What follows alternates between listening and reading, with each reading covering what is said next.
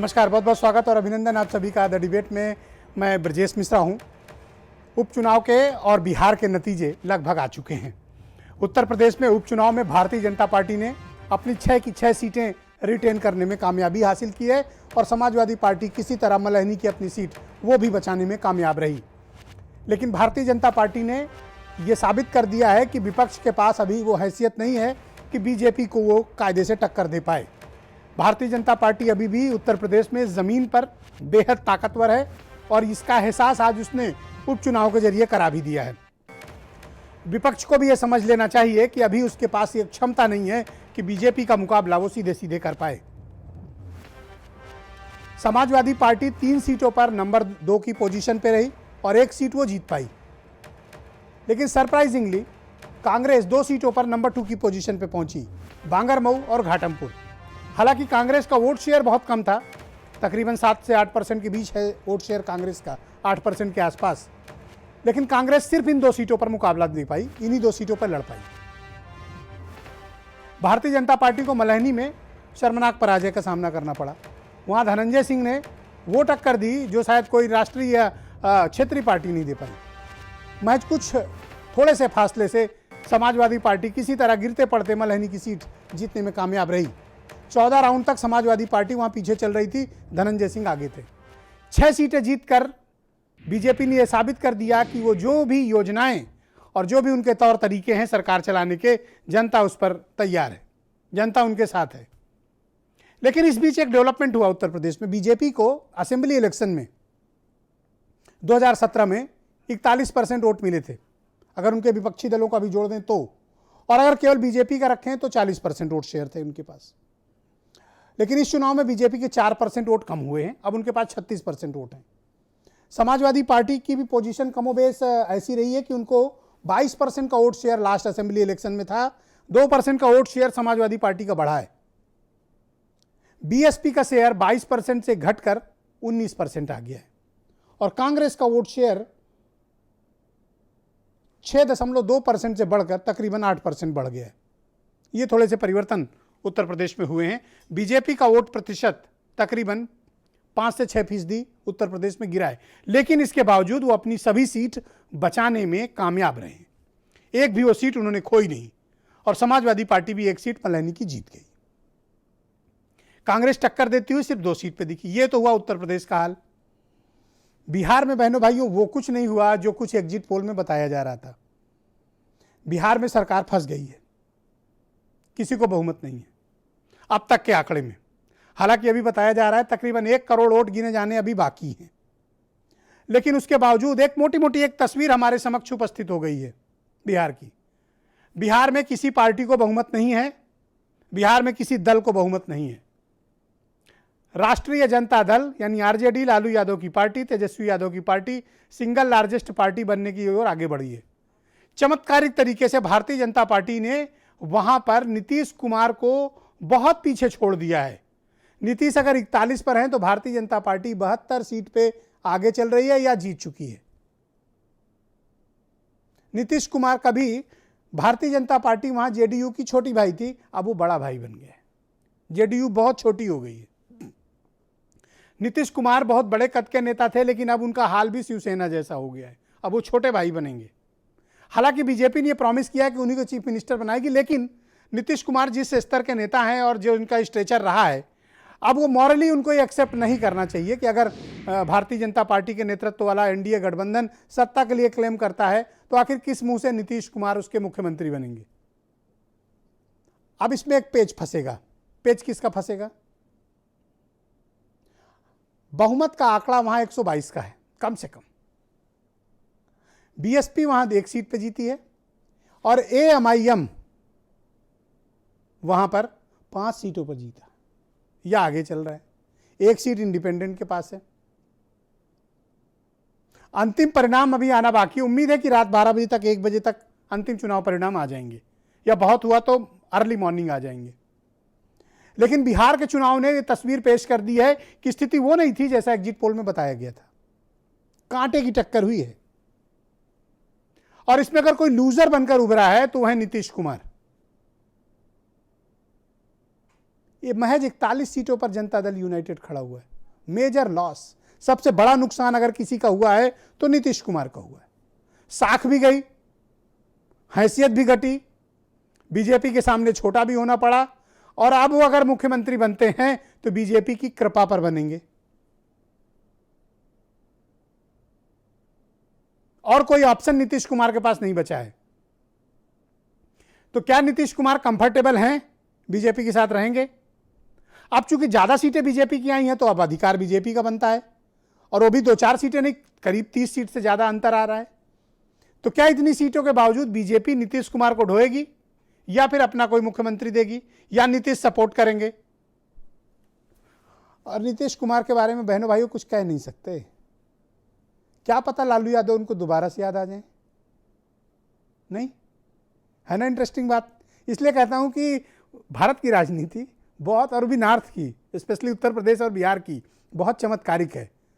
आपको जो होता हुआ दिखता है दरअसल वो होता नहीं, और जो होता है वो किसी को पता नहीं होता। तो भविष्य के गर्त में बहुत सी बातें छिपी हुई हैं, लेकिन बिहार ने किसी को बहुमत नहीं दिया है, किसी पार्टी को नहीं दिया है, किसी गठबंधन को नहीं दिया है। आज की कुछ बयानात सुनिए, फिर एक बेहद दिलचस्प डिबेट आगे बढ़ाएंगे। बिहार के अंदर सभी कयासों को पूरी तरीके से दूर करते हुए आज के परिणाम ने एक बार फिर से साबित कर दिया है कि चाहे वह बिहार विधानसभा का चुनाव हो या देश के अंदर विभिन्न राज्यों के उपचुनाव, मोदी है तो मुमकिन है। इस कहावत को इस देश की जनता जनार्दन ने एक बार फिर से चरितार्थ किया है। मैं आदरणीय योगी जी को, हमारे डिप्टी सीएम जी को मैं बधाई देता हूं, आदरणीय सुनील जी को, और जो पार्टी के सभी समस्त कार्यकर्ता लगे, जिसके कारण यह परिणाम आया है।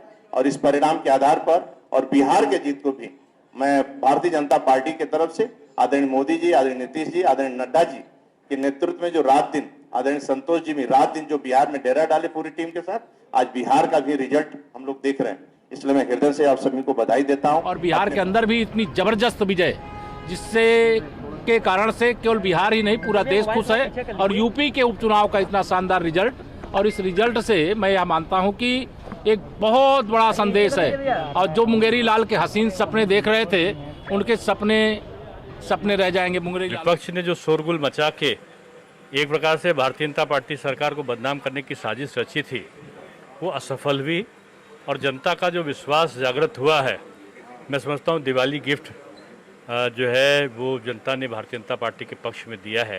तो क्या 2022 का सेमीफाइनल माना जाए इसको? ये ट्रेलर था, असली पिक्चर 2022 में होगी, और पहले ज़्यादा बहुमत से बीजेपी जीतेगी। तो अभी तो ये ट्रेलर है और 2022 की पिक्चर आना बाकी है। इंटरेस्टिंग, काफ़ी इंटरेस्टिंग। लेकिन पूरे देश की निगाहें बिहार की तरफ लगी बहनों भाइयों, क्योंकि वहाँ मामला टाई होता दिख रहा है और वहाँ मामला फंसेगा। अभी देर रात वहाँ का आना बाकी है। और अभी नीतीश कुमार क्या करेंगे, बीजेपी उनके साथ कितना कंफर्टेबल होगी, तो अभी बिहार की ये कहानी का अंत नहीं हुआ है। बिहार में बहुत कुछ इंटरेस्टिंग होगा, और हम मीडिया वालों को बहुत से अवसर मिलेंगे उस पर डिबेट करने के लिए। नवीन श्रीवास्तव भारतीय जनता पार्टी से हैं, के त्रिपाठी जनता दल यूनाइटेड से हैं, रोहित अग्रवाल राष्ट्रीय लोक दल से हैं, मनीष हिंदवी, प्रोफेसर अभिषेक मिश्रा, हेमंत तिवारी जी और सुरेंद्र राजपूत जी, और अमिताभ भूषण दिल्ली स्टूडियो से। बहुत स्वागत और बहुत बहुत धन्यवाद।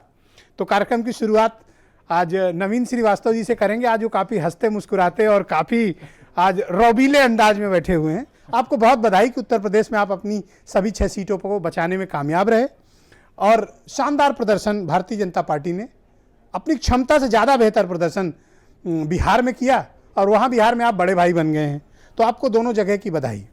पहला विषय यह है कि बिहार में मुख्यमंत्री कौन होगा अगर आपका गठबंधन सत्ता क्लेम करता है तो? देखिए ब्रजेश जी, बिहार में भारतीय जनता पार्टी और जनता दल यूनाइटेड का 2 अन्य दलों के साथ मिलकर गठबंधन ने चुनाव लड़ा था, और हमारे नेता नीतीश कुमार थे। बार बार प्रधानमंत्री नरेंद्र मोदी जी या हमारे राष्ट्रीय नेतृत्व में ये स्पष्ट किया कि नीतीश कुमार ही बिहार में एनडीए के नेता हैं। आज बिहार भारतीय जनता पार्टी के अध्यक्ष संजय जायसवाल जी ने भी इस बात को पुष्टि किया कि नहीं, सरकार अगर हमारी बनेगी तो नीतीश जी के ही नेतृत्व में बनेगी।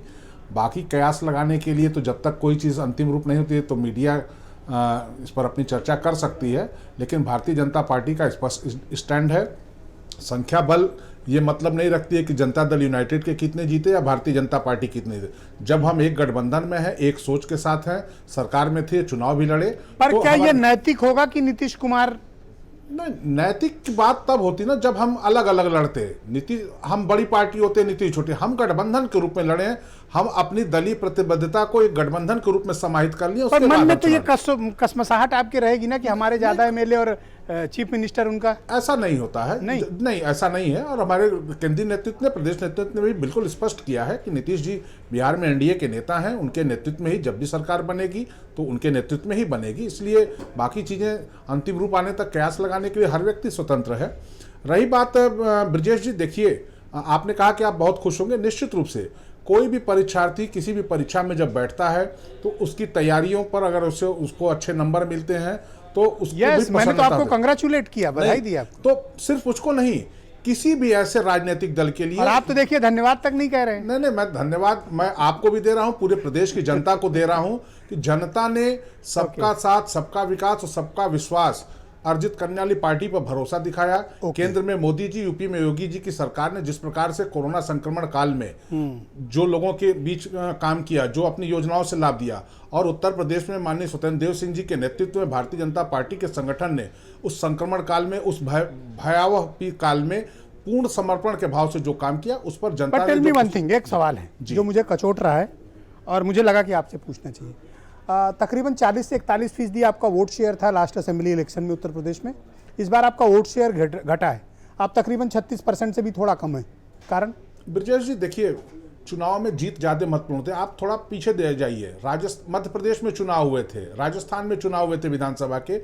हमारा मत प्रतिशत अधिक था लेकिन हमारी सीटों की संख्या कम थी। तो यह तो चलता रहता है। मत प्रतिशत भी महत्वपूर्ण है, लेकिन ज़्यादा महत्वपूर्ण है कि आप कितनी सीटों पर जीत रहे हैं, यह ज़्यादा महत्वपूर्ण है। और हमारे लिए खुशी का विषय यह है कि हमने विपक्ष के सारे दुष्प्रचार, छोटी छोटी घटनाओं को जिस प्रकार से अतिरंजित करके प्रस्तुत करने की कोशिश की गई, जिस प्रकार से सोशल मीडिया का सहयोग लेकर जिस प्रकार से सरकार को घेरने की कोशिश की, जनता ने उस पर अंतिम मोहर लगाई। ऑलराइट, प्रोफेसर अभिषेक मिश्रा, बहुत शुक्रिया आपका, धन्यवाद।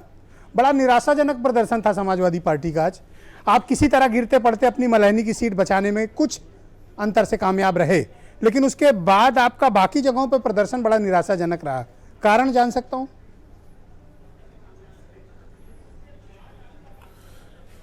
ब्रजेश जी, जो आज रिजल्ट आए हैं, अगर आप देखेंगे तो सब में जितनी पार्टियां लड़ रही थी, सिर्फ एक समाजवादी पार्टी ही है जिसका वोट शेयर बढ़ा है। और वोट शेयर हमने जो पहली, अगर आपको याद हो 2012 की जब चुनाव हुआ था तो लगभग 30% पे सरकार बनी थी उस बार। ऑलरेडी हमने उस पिछली बार से अपना वोट परसेंट अब 3% बढ़ाया। बाकी सबका नुकसान हुआ है, कांग्रेस का नुकसान हुआ है, बीजेपी का नुकसान हुआ है, बीएसपी का नुकसान हुआ है, बाकी सबका नुकसान हुआ है। तो मैं ये नहीं कहना चाह, बिल्कुल हमें इस बात का कष्ट है कि हम बाकी सीटें कन्वर्ट नहीं कर पाए, ट्रांसलेट नहीं कर पाए। लेकिन आप अगर एक बांगरमऊ की सीट छोड़ दें तो बाकी किसी भी सीट पे एक definitive win Bharatiya Janata party को नहीं मिली है। मार्जिन बहुत नो, मैं सहमत नहीं हूं। आपका मैं नौगांव से गिनाना शुरू करता हूं। 14,795 वोटों से ले लीजिए तो आपको बांगरमऊ तक करारी शिकस्त का सामना करना पड़ा है, और कई जगह तो आप नंबर 3, नंबर 4 की पोजीशन पे स्लिप कर गए हैं। जी, बांगरमऊ में you will have to accept it professor साहब, आपको स्वीकारना पड़ेगा। बिल्कुल ठीक है। No, we are accepting. हम बिल्कुल स्वीकार कर रहे हैं, बिल्कुल स्वीकार कर रहे हैं विजय जी कि हमें उस पर काम करने की और जरूरत है। स्पेशली जिन जगहों पे हमें ज्यादा नुकसान हुआ है, हम काम करेंगे, हम अपने लेसन्स लेंगे। बिल्कुल निश्चित रूप से आप 15,000, 20,000, 30,000 अंतर से वोटों से चुनाव हार रहे हैं और आप लार्जेस्ट अपोजिशन है। सिर्फ आपको सोचना पड़ेगा कि आपसे चूक कहां हो रही है। ब्रिजेश जी, सिर्फ 30,000 बांगरमऊ है। जी, बिल्कुल ठीक बात है। मैं मानता हूं इस बात को कि उत्तर प्रदेश ने जो आज वो निर्णय दिया है उस पर हम लोग को काम करने की जरूरत है। लेकिन आप अगर बाकी सीटों पे देखें, फॉर एग्जांपल मैं आपको उदाहरण दूं, जैसे कि हमारा 17,000 जो हमारा जिससे टूंडला वाली सीट है, जिस तरीके से हमारा अंतर नौगांवा पे रहा है, बुलंदशहर पे रहा है, इन सीटों में हर बूथ पे अगर हम 40 वोट बदल लेते हैं तो अगली बार आप जीत के स्थिति में आ जाएंगे। ये स्थिति में आज उत्तर प्रदेश है। नहीं, आप बुलंदशहर की सीट में तो आप नंबर 2 की पोजीशन में भी नहीं थे। 40 वोट बुलंदशहर सीट आपने आरएलडी को दी, उन्होंने क्या हाल किया उस सीट पे, नंबर 2 भी नहीं आ पाए। वहां तो नंबर 2 की पोजीशन पे बीएसपी रही। मार्जिन मैं मार्जिन की बात कर रहा था बिल्कुल, लेकिन आपने जो कहा वो हम जनता का जो आदेश है उसको सर आंखों पे है, स्वीकार करते हैं और निश्चित रूप आपसे से टफ क्वेश्चंस इसलिए हैं क्योंकि आप लार्जेस्ट अपोजिशन हैं, इसलिए आपसे टफ क्वेश्चंस भी बनते हैं। Okay, all right. Janata Dal United से के त्रिपाठी जी मेरे साथ मौजूद हैं। त्रिपाठी जी बहुत शुक्रिया आपका। गठबंधन तो आगे जाता दिख रहा है, पर मेरी सिंपैथी है आपके साथ कि आपके जो टॉलेस्ट लीडर हैं नीतीश कुमार, उनका कैरियर चौपट हो गया। देखिए ब्रजेश जी, राजनीति में किसी का कैरियर चौपट नहीं होता है, ये लोकतंत्र है। लोकतंत्र में कभी हम नीचे जाते हैं, कभी ऊपर आते हैं। ब्रजेश जी, आपके चैनल पे हमेशा मैं कहता रहा कि जो आपने कहा बिहार की जनता इतनी शानदार निर्णय लेती है, आपने तो हमको खारिज कर दिया था। लेकिन बिहार की जनता ने, चाहे आज़ादी की लड़ाई की बात करो, चाहे देश में दूसरी आज़ादी की लड़ाई हुई जयप्रकाश जी के नेतृत्व में, उसमें उससे जो निकले हुए लोग हैं, उसमें से नीतीश कुमार जो निकले हैं, वो बिहार को एक नई दिशा दिए। और क्षमा करिएगा त्रिपाठी जी, लेकिन बिहार ने अगर किसी को खारिज किया है तो नीतीश कुमार को। देखिए, आप उनकी पार्टी का परफॉर्मेंस अपना देखिए। आपको पता है आपके कितनी सीटों पर लीड या विन है आपकी? सिर्फ 40 सीटों पर। ब्रजेश जी, हम मानते हैं इस बात आप को। बड़े पापा थे वहां पे। आज आपकी क्या हालत हो गई पता है? आपको बड़े उसके साथ मॉरल अथॉरिटी खो दी है आपने वहां पे। मॉरल अथॉरिटी नीतीश कुमार ने खो दी। ब्रजेश जी, अथॉरिटी बिल्कुल नहीं, उस तरीके का। देखिए, जब मैं ये कह रहा हूं तो नवीन श्रीवास्तव हंस रहे हैं। ब्रजेश जी, नीतीश जैसा चेहरा न विपक्ष में है और वहां के विपक्ष के पास कोई चेहरा नहीं था, चाहे वो 15 भाई साहब, आपके चेहरे में ये हालत हुई कि आप ही दूसरे का चेहरा बनाने में आप खुद बर्बाद हो गए। ब्रजेश जी, ये हम नंबर के नाम पे कम आ सकते हैं, लेकिन उनकी लोकप्रियता जो है बिहार में वो कम नहीं है। मैं आज भी कह रहा हूं आपसे। मैं त्रिपाठी जी, मैं आपका बड़ा सम्मान करता हूं, आप बड़े सीनियर लीडर हैं, बट आप एक बात मुझे बताओ, एक मेरी बात से सवाल हो जाने दो। क्या कोई मॉरल अथॉरिटी नीतीश कुमार की है कि 40 विधायकों के साथ वो मुख्यमंत्री बनेंगे? थोड़ी मॉरल अथॉरिटी है। वो पुराने नेता है, कोई नए नेता नहीं है कि सत्ता के मोह में कुछ भी कर जाएं। अरे बड़े पुराने लोग हैं, जेपी के लोग हैं वो सब। उनमें क्या इतनी मॉरलिटी है? देखिए, खैर वो रातों रात स्विच ओवर कर जाते हैं, ये डजंट मैटर। मैं आपको पहले ले जाता हूं, जब राजग बना था तो जॉर्ज फर्नांडिस उसके संयोजक थे। देश के राजनीतिक कोई दल भाजपा को छूने के लिए नहीं तैयार था। जब जॉर्ज फर्नांडिस, अरे उनको छू के आज अपना क्या हालत कर ली। मैं आज फिर कह रहा हूं कि हमारी पार्टी का परफॉर्मेंस वहां बेहतर रहा। हमसे कुछ गलतियां कोरोना काल में हुई है, लेकिन हमने प्रोटोकॉल WHO का फॉलो अप किया था, इसलिए कहीं न कहीं थोड़ी सी कमजोरी हमारे साथ रही है। और कहीं न कहीं दूसरे दलों के द्वारा जो वोट कटवाया गया था, मुझे तो बीजेपी की चिंता हो रही है कि पता नहीं नीतीश कुमार रात में क्या कांड कर दें। मुझे ये रात बड़ी भारी पड़ सकती है। ब्रजेश जी, मैं कहना चाहता हूं कि जो पता नहीं कब लालू यादव से उनका दोस्त ताना बन जाए। ब्रजेश जी, जो वोट कटवा आ गया था उसने हमको डैमेज किया। ऑलराइट, सुरेंद्र राजपूत कांग्रेस से के प्रवक्ता है, बहुत स्वागत आपका सुरेंद्र जी। किसी तरह बांगरमऊ की सीट पर आप लोग लड़ते हुए दिखे, थोड़ा घाटमपुर पे दिखे, लेकिन कांग्रेस का प्रदर्शन भी बहुत निराशाजनक था। आपका वोट शेयर भी मैं देख रहा हूं तो वो 8% से ऊपर नहीं जा रहा है। दावे बड़े बड़े किए जा रहे थे, पर बांगरमऊ में सेकेंड लीड आपने जरूर की, लेकिन अंतर पता है कितने वोटों का है? More than 31,000। बड़ा निराशाजनक प्रदर्शन था कांग्रेस का। ब्रजेश जी, देखिए, जो चीज सामने है वो तो आपके सामने है, तो कहीं कोई वो है नहीं। आंकड़े भी आपके सामने हैं और जो रिजल्ट है वो भी आपके सामने है। लेकिन मैं आपसे एक अनुरोध करूंगा कि पिछले परफॉर्मेंस के हिसाब से इन परफॉर्मेंसेस को अगर आप देखेंगे तो आपको, हम जीते तो नहीं और ना हम अपना इसमें कहीं कोई हार का वो बहाना तलाश रहे हैं, हारे हैं और बुरी तरीके से हारे। लेकिन आप देखेंगे पिछली बार से इस बार में आप देखेंगे कि अगर हम 2 जगह पे नंबर 2 आए हैं तो इससे पहले इन दोनों जगहों पे कब नंबर 2 आए थे? बुलंदशहर में हम नंबर 3 आए हैं, इससे पहले बुलंदशहर में हम कब नंबर 3 आए थे? ये अगर आप देखेंगे तो आपको लगेगा कि हाँ, हमारे प्रदेश नेतृत्व ने, अजय कुमार लल्लू जी के नेतृत्व में कहीं ना कहीं। सर, मैं घनघोर असहमत हूं आपसे। आपका वोट शेयर सिर्फ 1.6% बढ़ा है। वो मैं बताता हूं आपसे, आप सहमत हो जाएंगे। मैं क्यों सहमत हो जाऊंगा? मैं बताता हूं ना आपसे, अभी आप खुद सहमत होंगे। आप सारे दलों का वोट परसेंटेज ले रहे हैं 7 सीटों पर, और हमारा चूंकि एक टेक्निकल पर्चा कैंसिल हो गया था ब्रजेश जी, तो हमारा 6 सीटों पर रहा है। तो अगर आप इसको उस तरीके से देखेंगे एवरेज वोट शेयर के हिसाब से, तो हमारा 10% वोट यानी लगभग 3-4% वोट बढ़ा है हमारा। ये हम आपसे निवेदन कर रहे हैं, मानना ना मानना आपकी बात। पर आप जहां नंबर 2 नंबर 3 की लड़ाई पे है ना, नंबर 1 और नंबर 2 के बीच का गैप पता है आपको? 30,000, 23,000, 28,000। बिल्कुल है। तो जिस तरह से आपने आगाज किया था, अगर प्रियंका गांधी के रहते आपकी पार्टी का ये हाल है, तो मुझे नहीं, आपको सोचने की जरूरत है।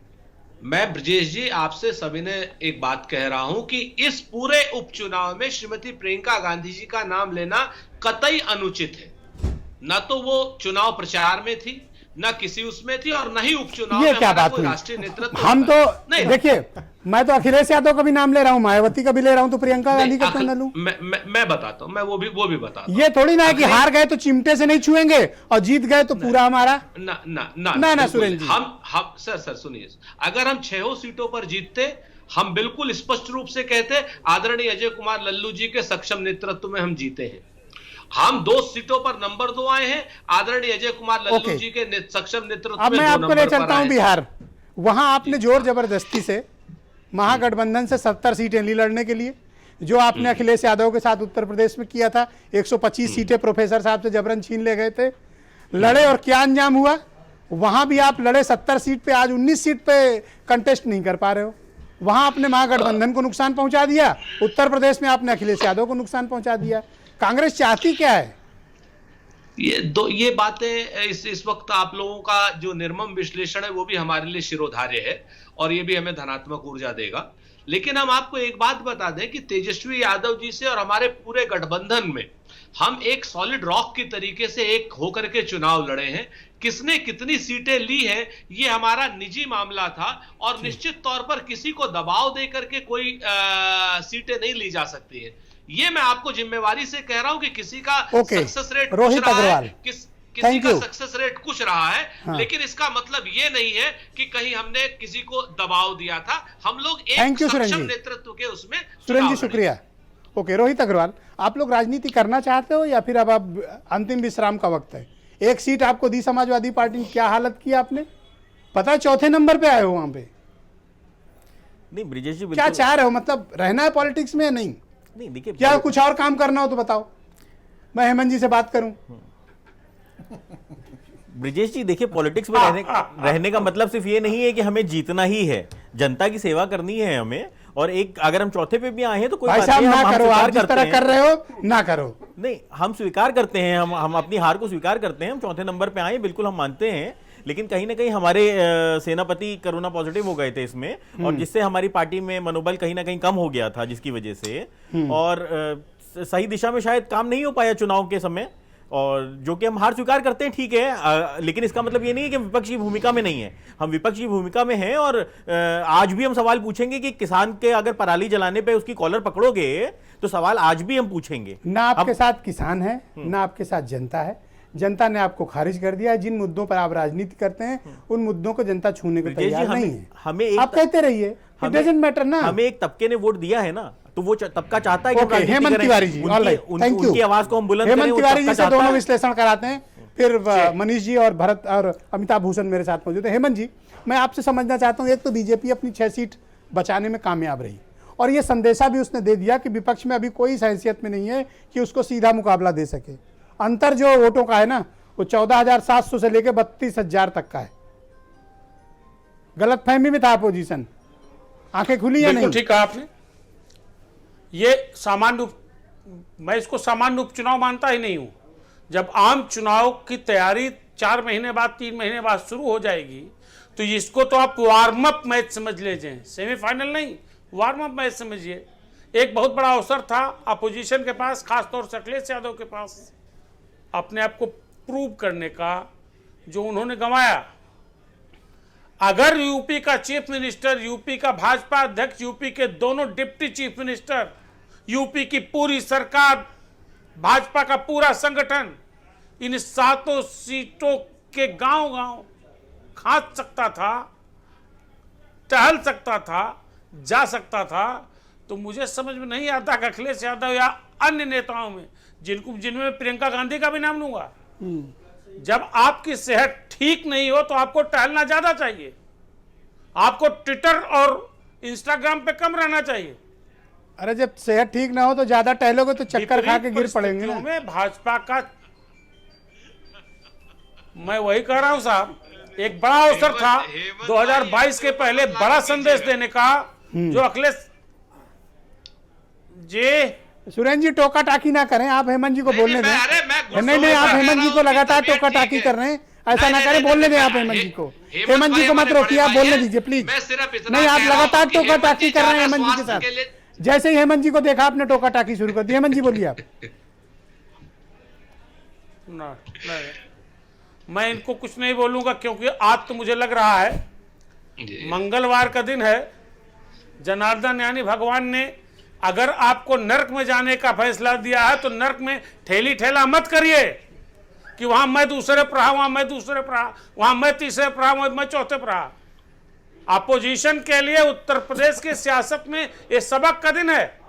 और एक बात जानिएगा, योगी सरकार की लोकप्रियता और स्वीकार्यता भारतीय जनता पार्टी की, हेमंत जी मैं तो इसका कहूंगा पैमाना कि था। इतने मैंने झटके, आपसे कई डिबेट, इतने दांव झेलने के बावजूद मायावती 19% वोट शेयर पे खड़ी हैं इस चुनाव में। इस चुनाव में मायावती 19% वोट शेयर पे खड़ी हुई हैं। देखिए मायावती, ये कोई मामूली बात नहीं है। जो लोग मायावती को खारिज होने की बात कर रहे थे वो गलत साबित किया जनता ने। 19% वोट। देखिए ऐसा है कि मायावती की इधर की पॉलिटिक्स ने उनको थोड़ा कमजोर किया, इसमें कोई शक नहीं है। और जो रिसेंट पास्ट की पॉलिटिक्स उनकी रही है वो थोड़ी सी नेगेटिव रही है। और हालांकि एक चीज तो उन्होंने प्रूव कर दिया, उन्होंने कहा कि हम अखिलेश को सबक सिखाएंगे। अखिलेश को उन्होंने सबक सिखा दिया, एक नहीं कई सीटों पे सिखा दिया।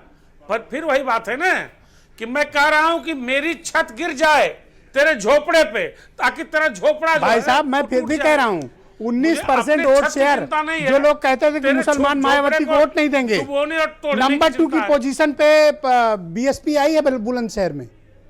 और अगर मुसलमानों ने वोट नहीं दिया होता तो ये 19% वोट शेयर मायावती के पास कहां से आता? कहां से आता?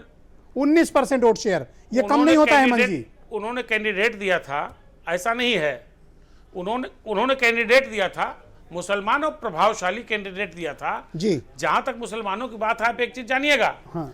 कि कांग्रेस भाई क्या है, मैंने क्या कहा कि जो बीएसपी से छूटने की अपेक्षा बाकी लोगों की है, चाहे अखिलेश यादव हो चाहे कांग्रेस हो, उसको पाने का एक अवसर था। आप लेकिन कंपेयर करें लास्ट असेंबली इलेक्शन से तो बीएसपी को ज्यादा नुकसान नहीं हुआ है। वोट शेयर उनका 1-2% बड़े लोग हुआ है, इंटैक्ट है उनका वोटर उनके साथ। ये प्रूव करता है, साबित करता है। आप मेरी ब्रजेश जी एक बात बता दूं आपको, मैं क्यों कह रहा हूं, ये वार्म अप इसलिए था कि आप एक कष्ट काल में चुनाव हुआ है, कोरोना काल में चुनाव हुआ है, जनता के रिएक्शन की बड़ी प्रत्याशाएं थी जी, आपको वो देखना चाहिए था।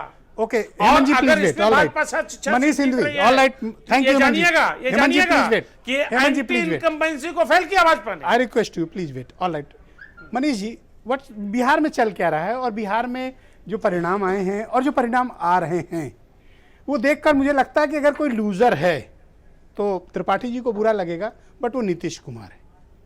और कोई इमर्ज होके आगे आया है तो भारतीय जनता पार्टी और तेजस्वी यादव। देखिए अगर आज के हीरो की बात करेंगे तो सिर्फ वाकई तेजस्वी यादव हैं, क्योंकि तेजस्वी यादव के खिलाफ एक बड़ी पार्टी लड़ रही थी, ढेर सारे लोग थे, नीतीश जैसा अनुभवी नेता था, लेकिन तेजस्वी ने अपने आप को प्रूव कर दिया है। पार्टी अगर कोई जीती है तो भाजपा जीती है, क्योंकि भाजपा पिछली बार 150 से ऊपर सीटों पर लड़ी थी और 50-52 सीटों के आसपास थी। अब की कम सीटों पर लड़ी है, सीटें ज़्यादा हुई हैं।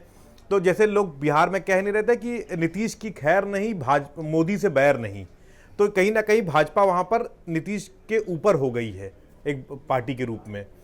जो लूजर है बिहार का वो है कांग्रेस। 70 सीटें थी उनके पास और वो 20 पर भी नहीं जीत पा रहे हैं। और एक नया इमर्जिंग ट्रेंड जो आपकी और मेरी अभी बात भी हो रही थी वो है कम्युनिस्ट पार्टी, इसको सांस मिली है। उनके पास 29 सीटें थी और वो 18 पर जीत रहे हैं या आगे हैं। तो बिहार में तो बहुत कुछ देखने के लिए इस बार है। तो आपको क्या लगता है कि बीजेपी नीतीश कुमार को चीफ मिनिस्टर बनवा सकती है या नीतीश कुमार कोई भी दांव चल सकते हैं? दोनों रास्ते खुले हुए हैं, क्योंकि ऐसा है कि जो शिवसेना के साथ महाराष्ट्र में हुआ कि जैसे पहले वहां पर मुख्य दल वो था, भाजपा सपोर्टिंग दल था, फिर बाद में वो आंकड़ा बदल आप गया। ये सब बात कह के झगड़ा लगवाना चाहते हो?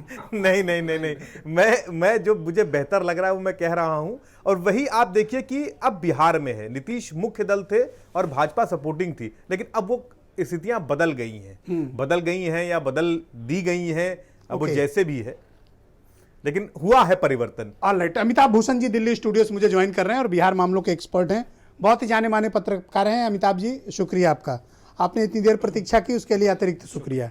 बिहार के जिस तरह के हालात बन रहे हैं, मुझे लगता है कि बहुमत किसी को नहीं मिल रहा है, त्रिशंकु हालात वहाँ के हो गए हैं।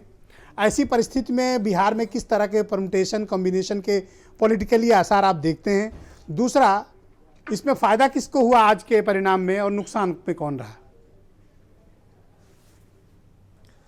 देखिए, बहुत साफ है ब्रजेश जी कि जो अभी की परिस्थिति है, इसमें जिस बात का जिक्र आपने शुरू में किया कि लूजर कौन और राजनीतिक नैतिकता की आपने बात की, जिसकी उम्मीद आप नीतीश कुमार से कर रहे हैं, तो सबसे पहले मैं बात वहीं से शुरू करना चाहता हूं कि राजनीतिक नैतिकता और नीतीश कुमार वास्तव में ये दोनों पर्यायवाची हैं। इनको आप एक साथ रख के मत देखिए। और ये आप अतीत से वर्तमान तक नीतीश कुमार को देखेंगे तो तमाम ऐसे मौके हैं जहां नीतीश कुमार ने यह साबित किया है कि राजनीतिक नैतिकता से उनका कोई लेना देना नहीं है। चाहे वो 2014 में गठबंधन तोड़ने की बात रही हो, जनादेश का अपमान किया गया हो, 2015 में जिनके साथ वो जनादेश पाते हैं, 2017 में उनको छोड़ के निकल जाते हैं। जिन जॉर्ज फर्नांडिस ने चौथे नंबर की पार्टी के गुमनाम से नेता नीतीश कुमार को बीजेपी की तरफ से गठबंधन के सीएम के तौर पर प्रस्तुत कर दिया, वो नीतीश कुमार उन्हीं जॉर्ज फर्नांडिस साहब को निपटाने में वक्त नहीं गंवाते हैं। बाद में शरद यादव का भी क्या हश्र उन्होंने किया वो भी जग जाहिर है। तो इसीलिए राजनीतिक नैतिकता कोई शोध किया हुआ है नीतीश कुमार पे? नहीं चाहिए। काफी कुछ जानकारी है नहीं, जो मैंने देखा है बिहार की राजनीति को, इसीलिए मैं कह रहा हूं मैंने शोध किया है मन जी, मैं तो अप्रिशिएट करता हूं, हर जर्नलिस्ट को शोध करना चाहिए। Yes Amitabh ji, go ahead जी। अब मैं बीजेपी के पक्ष पर आता हूं। देखिए, अभी की जो परिस्थिति है ये फरवरी 2005 की परिस्थिति मुझे दिख रही है। हाँ। ऐसी ही परिस्थिति बनी थी और नीतीश कुमार को तमाम नेताओं ने लॉबिंग की, जिसमें भाजपा के बड़े नेता आडवाणी जी से लेकर के प्रमोद महाजन, जेटली तक रहे और जॉर्ज साहब की भी भूमिका रही। नीतीश कुमार को चौथे नंबर की पार्टी होने के बाद भी बीजेपी ने माना कि ये हमारे सीएम के कैंडिडेट होंगे। और 2005 के अक्टूबर में दोबारा चुनाव होता है, ज्यादा सीटों पर नीतीश कुमार लड़ते हैं और फिर वो जीत कर आते हैं। बड़ी संख्या उनकी होती है, बीजेपी की छोटी संख्या होती है, फिर वो मुख्यमंत्री बनते हैं। फिर 2010 का वक्त आता है। 2010 में 115 सीट जीतने वाले 139 में नीतीश कुमार आज 50 का अंक भी नहीं छू पा रहे हैं। बहुत साफ है कि जनता ने उनको नकार दिया और साथ ही साथ बीजेपी को यह जनादेश इसलिए मिला है कि आप अपने 2005 की गलती को दुरुस्त करिए।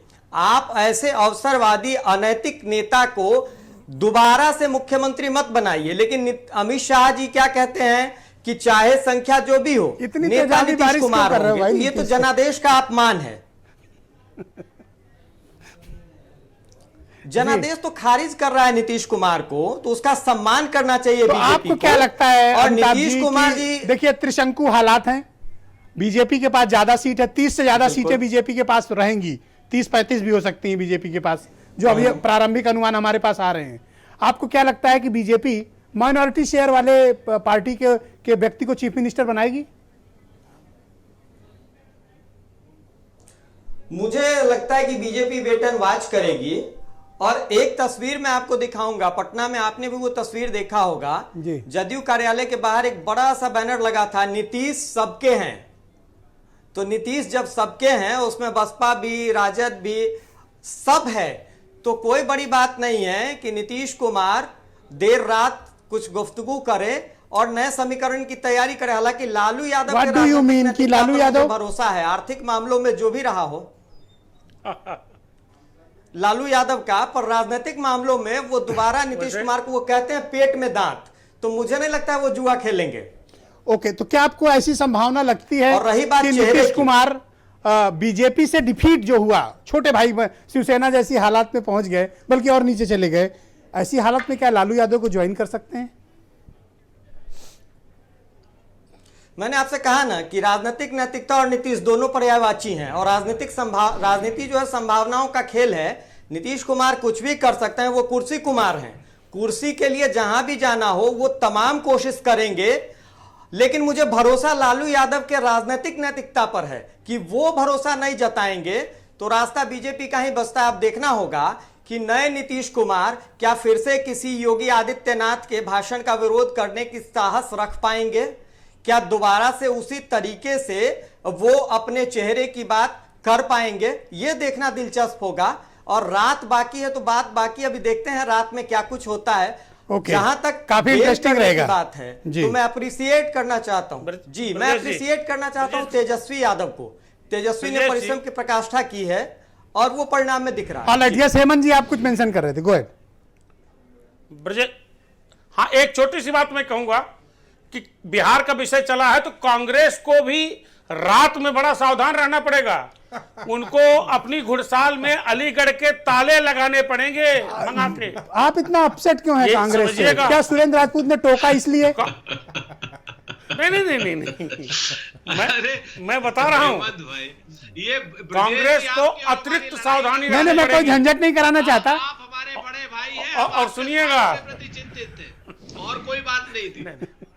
नहीं, आप मैं तारीफ करता हूँ, कांग्रेस ने बढ़िया परफॉर्म किया है। मेरा कोई मकसद आप लोग में झगड़ा लगाने का नहीं। ये ब्रजेश जी है, कांग्रेस ने यूपी में अच्छा मैं तो चाहता हूँ कि आप और प्रोफेसर मिश्रा दो लोग लड़ जाओ। लेकिन साहब घोड़े बचाने होंगे। ओके, घोड़े बचाने होंगे। ऑलराइट हेमंत जी, आपकी भावना समझिए हम लोग। बीरेन जी आ गए हैं। भाई बीरेन जी, आज उत्तर प्रदेश के उपचुनाव का रिजल्ट आए हैं। बीजेपी 6 सीट बचाने में कामयाब रही, समाजवादी पार्टी भी गिरते पड़ते 1 सीट अपनी मलाइनी की किसी तरह धनंजय सिंह से बचाने में कामयाब रही। उत्तर प्रदेश ने क्या संकेत दिए? और दूसरा, बिहार में स्थिति अभी भी गड्ढम गड्ढ है, क्या है माहौल? देखिए, उत्तर प्रदेश में बीजेपी अपनी 6 सीट बचा ले गई। संगठन के अथक परिश्रम और योगी सरकार की साख, दोनों का नतीजा है। एक तो स्वतंत्र देव सिंह के नेतृत्व में ये जो चुनाव हुआ और सुनील बंसल, इन लोगों ने कुशल ढंग से रणनीति अपनाकर बीजेपी को जिताया और योगी सरकार की साख भी बढ़ी। तो सब चीज़ों पर यूपी में बीजेपी भारी रही विपक्ष पर। लेकिन अब बिहार में तो फंसा हुआ है मामला। बिहार को लेकर तो अभी ये बीजेपी खुलकर नहीं बोल पा रही है कि भाई मोदी जी हैं तो मुमकिन है। जनता ने भरोसा जरूर मोदी पर जताया है। पानी वहां पर वो माफ करिए टक्कर है, लेकिन ओवैसी की पार्टी ने बिहार में तेजस्वी को पीछे कर दिया। अब चाहे उसको वोट कटवा कहिए, चाहे 5-5 सीटों पर वो आगे आ गए। वहाँ मायावती, राजभर, ओवैसी, उपेंद्र कुशवाहा, इन सबका गठबंधन था और तो कोई नहीं जीता, लेकिन ओवैसी की पार्टी जीत गई। तो बड़ी बात है, लोकतंत्र में रिजल्ट मायने रखता है। कौन कितना वोट % पाया, कितना उसके पास ब्राह्मण आए, कितना ओबीसी आए, ये सब तो बाद में काउंटिंग होगी। लेकिन सबसे बड़ी बात यही है, अब ये लगता है कि जो फ्री कोरोना वैक्सीन बांटने का मामला था वो कामयाब हो गया, क्योंकि अब आज रिजल्ट तो आ ही गया है। तो अब ये जो कोरोना वैक्सीन वाला ट्रक है अभी बिहार से बंगाल की ओर बढ़ेगा कल से, क्योंकि अब यहाँ से तो इनका मामला निपट गया। अब लोग कह रहे हैं कि साहब अगर नेक टू नेक रहा तो क्या होगा। सियासत में आलू और नेता ये दोनों एक तरह के हैं, गोल होते हैं, ढनकने में माहिर होते हैं, कहीं भी लुढ़क सकते हैं। तो ये अब देखने को मिलेगा आपको बिहार के रिजल्ट के बाद। लेकिन इतना जरूर है कि बीजेपी देश में आज भी प्रासंगिक है, विपक्ष उसका ज्यादा कुछ बिगाड़ नहीं पा रहा है। अभी ये लोग कह रहे थे कि भाई कांग्रेस को 2 नंबर मिल गया, सपा 1 सीट जीती है, लेकिन इससे सरकार नहीं बनती। सरकार तो बहुमत से बनेगी और ऐसे ही हाल रहा तो 2022 में कैसे जीतेंगे। लोग कहते हैं कि कोई निकलता नहीं, लोग कहते हैं कि बीजेपी के कार्यकर्ता नेता घर घर पहुंचे। अरे उत्तर प्रदेश की जनता चाह रही है तो चाहे कोई घर से निकले और चाहे सड़क पे लेट जाए, ये वोट देंगे नहीं। इनको वोट देना उसी को है, हैं? ब्रजेश जी ये विपक्ष क्या करे, नदी में जाके कूद जाए? अभी मैं तो क्या तो ये जान दिए पड़े हैं, ये पैदल चल लेंगे हजारों किलोमीटर, लेकिन वोट बीजेपी देंगे क्योंकि हिंदू मुसलमान इनको उससे ज्यादा नफरत है। अब तो मैं पहले भी कहता रहा हूं, फिर कह रहा हूं कि बीजेपी को तो अब चुनाव नहीं लड़ना चाहिए। बीजेपी एक अश्वमेध यक्का घोड़ा छोड़ के सब राज्यों में पूछ ले कि भाई चुनाव लड़ोगे कि हार कबूल है, खत्म करो ये सब बवाल।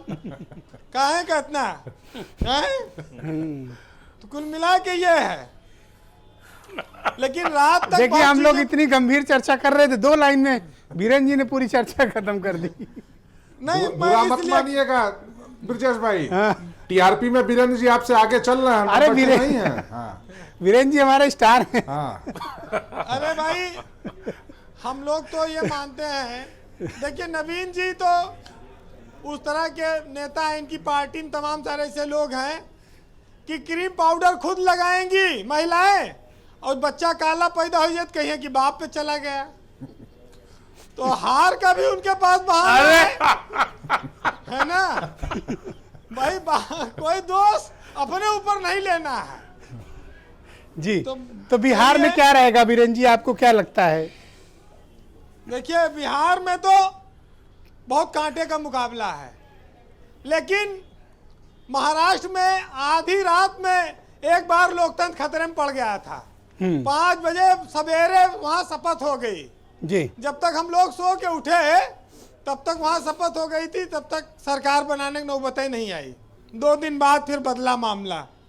बिहार में भी कुछ ऐसा हो सकता है। अच्छा, सबसे आश्चर्य की बात यह है कि 72 से 80 सीट जीतने वाली बीजेपी 40 सीट जीतने वाले दल को मुख्यमंत्री बनाएगी। अब यह देखना है।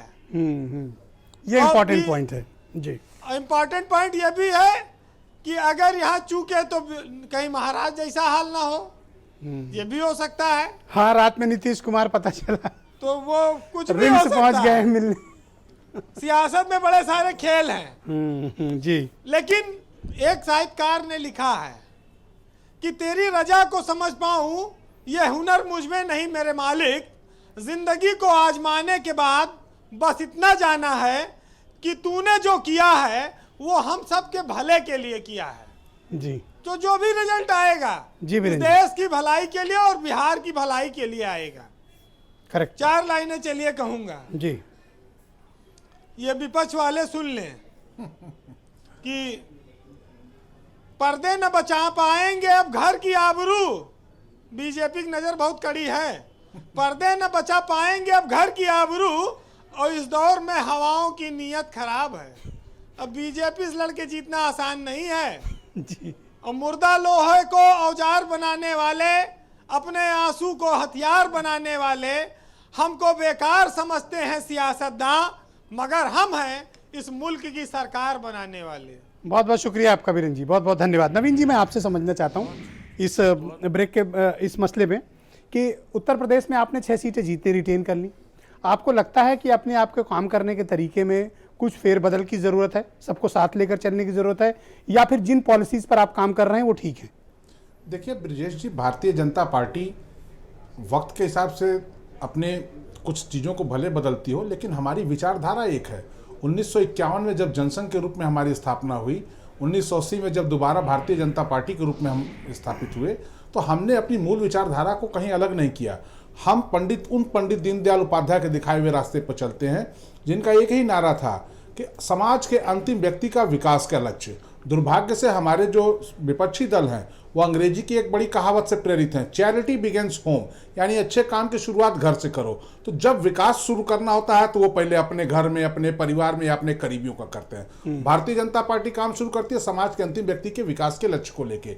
यह हमारी मूल विचारधारा है, और बाकी समयानुसार अपना कुछ परिवर्तन करना है, संगठनात्मक करना है, सरकार की कुछ रीति नीतियां जी। हैं उसमें कुछ परिवर्तन करना है, वो तो हमारे यहाँ ग्रंथों में भी लिखा है कि युगानुरूप आचरण करिए, युग के अनुसार समय के हिसाब से अपने में अगर कहीं परिवर्तन करना है तो वो करते हैं। ओके, प्रोफेसर अभिषेक मिश्रा जी, इस चुनाव से आपने क्या सबक लिया और क्या सीखा, और अपने को आप कैसे करेक्ट करोगे? प्रेष जी, बहुत बड़ा सवाल पूछा आपने। सीखने को बहुत कुछ है। मुझे लगता है हम लोगों को जो मुद्दे आज सच में मुद्दे हैं उत्तर प्रदेश में, चाहे स्वास्थ्य का मुद्दा हो, चाहे शिक्षा का मुद्दा हो, चाहे सुरक्षा का मुद्दा हो, बेटियों और बच्चियों की आबरू का मुद्दा हो, बेरोजगारी का मुद्दा हो, हमें इन मुद्दों को और अच्छे से आर्टिकुलेट करके घर घर जाना पड़ेगा, लोगों को समझाना पड़ेगा कि एक्चुअली किस तरीके से बीजेपी की सरकार इन सारे फ्रंट्स पे फेल है। सिर्फ प्रोपेगेंडा करके, प्रचार करके वो अपना काम चला रहे हैं, तो हम कहीं ना कहीं उसमें लैक कर रहे हैं।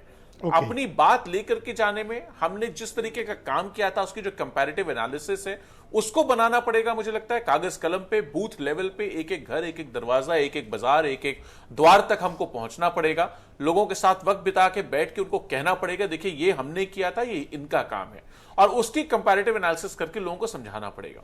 ऑलराइट, सुरेंद्र हमें राजपूत जी, प्रचार पे भी मुझे लगता है कहीं ना कहीं ज्यादा जोर देना पड़ेगा, क्योंकि सच है बीजेपी वाले प्रचार में हमसे ज्यादा आगे निकल रहे हैं। ऑलराइट, सुरेंद्र राजपूत जी, आपने क्या सबक लिया इस चुनाव से, विशेष तौर पर उत्तर प्रदेश और बिहार से? क्या गलतियां हुई आपसे और आप अपनी गलतियों को करेक्ट कैसे करोगे? देखिए, जनता के बीच में शायद हम उतने विश्वासपूर्ण तरीके से नहीं गए। संगठन के रूप में अगर हम और मजबूत होते, अगर हम गांव तक संगठन पर पहुंचे होते, तो निश्चित तौर पर परिणाम दूसरे होते। एक बात ये सच है ब्रजेश जी कि संगठन का अपना महत्व है और प्रत्याशियों की प्रत्याशिता को समय से घोषित करने का अपना महत्व है। अब हम इसी पर लगे हुए हैं। 2 अक्टूबर से हमारी संगठन। पर आपको क्या लगता है कि प्रियंका गांधी दिल्ली से बैठकर लखनऊ चलाएंगी, तब आपका संगठन बनेगा? नहीं, ये गलत बात है। अगर कोरोना काल नहीं हुआ होता तो आपको प्रियंका गांधी जी लखनऊ में ही दिखती। वो उत्तर प्रदेश की प्रभारी है, प्रभारी महासचिव है। उत्तर प्रदेश के अध्यक्ष श्री अजय कुमार लल्लू जी 24 घंटे आपके लिए उपलब्ध है, पूरी जनता के लिए उपलब्ध है, और वो अपना काम पूरी। तो भाई साहब, मुझे एक क्लैरिटी दे दो, मैं बड़ा कंफ्यूज हूं, मुझे लगता है मैं ही कंफ्यूज हूं। आपके नेता अजय लल्लू हैं या फिर प्रियंका गांधी हैं? उत्तर प्रदेश के अध्यक्ष श्रीमान अजय लल्लू जी हैं और प्रभारी महासचिव। किसके नाम पर चुनाव लड़ोगे, किसके फेस पे यूपी में? देखिए, उत्तर प्रदेश में तो सच बात यह है कि जब चुनाव आएगा, जब पूरा चुनाव लड़ा जाएगा, उपचुनाव नहीं, पूरा चुनाव लड़ा जाएगा। आई अप्रिशिएट कांग्रेसी स्पोक्सपर्सन को कि ये लोग गांधी फैमिली को बहुत अच्छे से डिफेंड करते हैं। I really appreciate you Surendra Rajput ji. मैं आपको इसके बाद भी बताता हूं कि अगर आप इसकी बात जानना चाहते हैं 2022 की, तो निश्चित तौर पर श्रीमती प्रियंका गांधी जी के नेतृत्व में हम चुनाव लड़ेंगे। श्रीमती प्रियंका गांधी जी स्वयं कह चुकी हैं। लेकिन उपचुनाव यहां पर इस वक्त तक जितने संगठन की गतिविधियां हैं, वो सारी की सारी प्रदेश त्रिपाठी जी, कुमार लल्लू जी के। अब इस गठबंधन का क्या भविष्य है बीजेपी के साथ? आप छोटा भाई बन के रहना स्वीकार करोगे घर में? देखिए ब्रजेश जी, आपको मास्टर बेडरूम छोड़ना पड़ेगा, साइड वाला रूम लेना पड़ेगा। देखिए ब्रजेश जी, गठबंधन का धर्म हमने निभाया है, और गठबंधन के धर्म को हमने कभी बीजेपी से ये नहीं कहा कि हमारे नीतीश कुमार जी के चेहरे को आप चीफ मिनिस्टर घोषित करें, ना वो कहने गए, न कभी पार्टी ने उनके साथ कुछ किया है। तो इसलिए मैं आपको बिल्कुल बेबाक कह रहा हूं कि ये तो घोषणा बीजेपी के लोगों ने किया था, बीजेपी के प्रधानमंत्री जी, बीजेपी। अब तो जो मिलेगा भीख की तरह मिलेगा, लेना चाहो तो ले लो, कोई बात नहीं। देखिए ब्रजेश जी, उसमें गठबंधन का धर्म होता है, और हमने 15 साल का इनकम्बेंसी हमको मिली है, और इस इनकम्बेंसी को हम कम करने के लिए हमने तो हमारे साथ जो वोट कटवा लगा दिया गया है। कौन? वोट कटवा पासवान वाली जो पार्टी थी। ओके, किसने लगाया था भाई साहब? हेलो, एक्सक्यूज मी, किसने लगाया था? ये मैं नहीं कहूंगा। नहीं, कह दो आज, कह दो। अरे बोलो। ये ब्रजेश जी आरजेडी। अरे आज बोल दो, हमारी 20 सीटों का नुकसान है। ऐसा मैं त्रिपाठी जी आज नाम ले लो, बोल दो आज। ब्रजेश जी, अगर हमारी 20 सीटों का नुकसान हुआ है तो उसको कटवा से हुआ, और उसने हमको डैमेज किया है। करवाया किसने? ये कांड करवाया किसने? आपके चैनल के माध्यम से और कहना चाहता हूं कि देश के राजनीति में जो भी मेरे बड़े वरिष्ठ पत्रकार कह रहे थे, नीतीश जैसा दामन किसी लीडर का नहीं है। ये तो आप बात सोच लीजिए। न कोई फैक्ट्री है, न कोई दुकान है। हिंदुस्तान में कोई भी आज मुख्यमंत्री अगर शराबबंदी कर दे ब्रजेश नहीं, जी, पर आपने वो तो बात मैं नहीं आपको बताई सलाम कि करूंगा। ये वोट लेकिन कटवाया आज तक- किसने? देखिए मैं आपको कह रहा आपके हूं। साथ कांड किया किसने? अरे देखिए ब्रजेश जी, देखिए कांड बहुतों के साथ होता है। हाँ, रात में आपने रिवर्स कांड कर देना, मुझे चिंता बीजेपी की है। ब्रजेश जी, राजनीति में सब कुछ ओके, संभव है। Rohit Agarwal, thank you Tripathi ji. Rohit Agarwal, Samajwadi party अब आपको अपने अलायंस में क्यों ली? आपके पास क्या है? अपना घर हार गए, अपने क्षेत्र के चुनाव हार गए, एक सीट दी वो भी हार गए, ये आपको अपने गठबंधन में क्यों रखें? ब्रिजेश जी, ये प्रश्न नहीं उठता है कि गठबंधन में कौन क्या रखे कौन क्या ना रखे। हमारा गठबंधन है समाजवादी पार्टी के साथ और हम संबंध निभाना जानते हैं। हमारा पढ़ा लिखा नेतृत्व है ब्रिजेश जी, हमारा एक आइडियोलॉजिकल नेतृत्व है। अनपढ़ लोग बैठे हैं? बिल्कुल बिल्कुल ब्रिजेश जी, मैं उस पर अभी नहीं जाना चाहता हूँ क्योंकि अभी नवीन जी अरे जीते हैं तो प्रोफेसर इनका उत्साह अभिषेक ज्यादा मिश्रा होगा। IIM वालों को पढ़ाते हैं, पता है? आप कह रहे हो आपके यहाँ पढ़ा लिखा नेतृत्व है, तो बाकी जगह क्या अनपढ़ बैठा है? मैं ब्रिजेश जी, मैं भारतीय जनता पार्टी की बात कर रहा हूँ। देखिए, हमारा पढ़ा लिखा नेतृत्व है, हमारा आइडियोलॉजिकल नेतृत्व है। हम कभी भी कब्रिस्तान शमशान के नाम पे वोट नहीं मांग सकते, हम कभी भी हिंदुस्तान पाकिस्तान के नाम पे वोट नहीं मांग सकते, हम कभी भी लव जिहाद के नाम पे वोट नहीं मांग सकते। हम कितनी बार भी हार जाए, हेमंत तिवारी, लेकिन हम मुद्दों की राजनीति करते रहेंगे और किसानों के लिए अपनी आवाज बुलंद करते thank you Rohit, thank you. Hemant Tiwari ji, Uttar Pradesh की राजनीति में 2022 का ये ट्रेलर है जो दिनेश शर्मा कह रहे थे, या असेंबली इलेक्शंस, जब जनरल असेंबली इलेक्शंस होते हैं तो उस वक्त का राजनीतिक वातावरण, सामाजिक वातावरण, उस वक्त के समसामयिक मुद्दे, सरकार के कामकाज का आकलन, जनता के तौर तरीके, ये अलग होते हैं, या फिर मैं उपचुनाव को ही रिफ्लेक्शन मानूं 2022 का? देखिए, ऐसा है कि मैं इसको सेमीफाइनल तो नहीं कह सकता, वार्म अप जरूर कहता हूँ कि वार्म अप था। और एक बड़ी बात जो हुई, आप देखिएगा, यहाँ एक बहुत बड़ी चीज़ ट्रांसफर हुई जिसका नेचुरल गेन बीजेपी को मिला। ट्रांसफर क्या हुई? जब गोरखपुर और फूलपुर का चुनाव हारी थी Bhajpa, thumping majority government UP में थी, तो चीफ मिनिस्टर योगी आदित्यनाथ ने कहा था कि हम लगता है कि आत्मविश्वास हमारा हमको नुकसान दे गया, और इस बार ये आत्मविश्वास ट्रांसफर हो गया। अखिलेश यादव के पास बहुत बड़ी अपॉर्चुनिटी थी, ट्रेलर ही समझिए इसको। अगर थोड़ा बेहतर परफॉर्म किया होता तो शायद जो 1 साल का गैप है, जब वो जमीन पुतरेंगे, गांव-गांव, जिले-जिले जाएंगे, तब उनका दावा और मजबूत होता। और स्पेस है, ऐसा नहीं है। जब आप बड़ी सरकार चलाते हैं, बड़ी अपेक्षाएं होती हैं, परफॉर्मेंस पर निगाह होती है, तब एक बड़ा स्पेस होता है और स्पेस लेने की क्षमता भी अखिलेश ओके, मनीष सिंधवी जी, आपको क्या लगता है कि विपक्ष भाजपा वालों उत्तर प्रदेश में बीजेपी को घेरने में नाकाम क्यों है? ये बार बार हम सब लोग कह रहे हैं और मुझे लगता है प्रोफेसर अभिषेक मिश्रा ने खूबसूरती से इस बात को स्वीकार भी लिया है कि एक तो ये लोग प्रचार में पीछे हैं और मतलब घर से निकलने में कहीं ना कहीं हिचक है। इन सारी जितनी पार्टीज भाजपा को छोड़कर है, जिस हिसाब से भाजपा चुनाव लड़ती है, एक एक बूथ, एक एक गली, एक एक कूचे में उसका आदमी दिखाई पड़ता है, वो विपक्ष में कहीं ना कहीं लैग करता है। दूसरी बात क्या है, मुद्दे तो हैं, लेकिन हम मुद्दों को जनता तक क्यों नहीं ले जा पा रहे हैं? विपक्ष को इसका भी हल निकालना पड़ेगा और तलाशना पड़ेगा कि चूक कहां हो जा रही है। क्या दिल्ली से बैठ के यूपी की पार्टी चलाई जा सकती है? नहीं, दिल्ली से ही ना बैठ के चलाई जा सकती, ना लखनऊ में ही अपने घर से बैठ के चलाई जा सकती है। पार्टी चलेगी रोड से। ओके, और हम सड़क पर क्यों नहीं उतर पा रहे हैं, इसका हल तलाशना पड़ेगा इन्हें।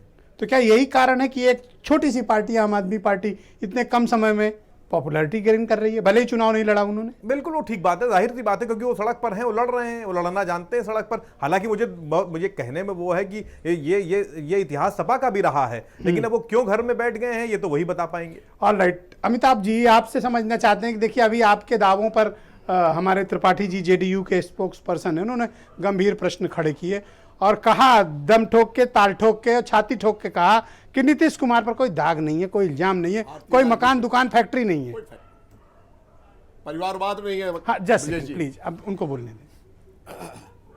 जी, सृजन घोटाला, शेल्टर होम कांड, उसकी आरोपिता के साथ मंच शेयर करना, उनको टिकट देना, शराबबंदी से पहले नशाखोरी की लत बढ़ाना, गांव-गांव में दुकान खुलवाना, और बाद में शराबबंदी जब करते हैं तो दरोगा की पिटाई शराब माफिया पटना की सड़कों पर करते हैं, पूरा शहर नाले की पानी में डूब जाता है, डिप्टी चीफ मिनिस्टर रेस्क्यू कराते हैं, स्मार्ट सिटी में बिहार के 5 शहर घोषित हुए, 5 नीचे से टॉप करते हैं और मंत्री जी हार जाते हैं चुनाव। ये सारे क्या मेरे कैबिनेट के मेंबर थे? ये सारे आरोप क्या मेरी सरकार पर है?